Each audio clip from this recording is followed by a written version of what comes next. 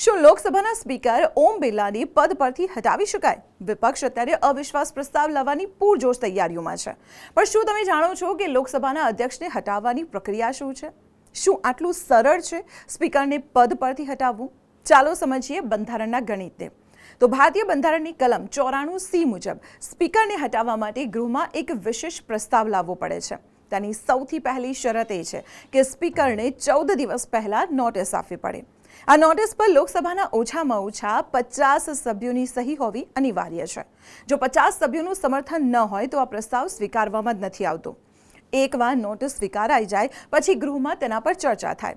અહીં ખાસ વાત એ છે કે જે દિવસે આ પ્રસ્તાવ પર ચર્ચા થતી હોય ત્યારે સ્પીકર પોતે અધ્યક્ષ સ્થાને નથી બેસી શકતા. તેમને હટાવવા માટે કોઈ 2/3 બહુમતીની જરૂર નથી. માત્ર સાદી બહુમતી હોય તો સ્પીકરે તરત જ પદ છોડવું પડે છે. વિપક્ષનો આરોપ છે કે તેમને બોલવા દેવામાં નથી આવતા અને સાંસદોને ખોટી રીતે સસ્પેન્ડ કરવામાં આવે છે. જોકે ભારતનો ઇતિહાસ સાક્ષી છે કે આજ દિન સુધી લોકસભાના એક પણ સ્પીકરને આ રીતે હટાવવામાં નથી આવ્યા. શું વિપક્ષ પાસે આંકડાનું જોર છે?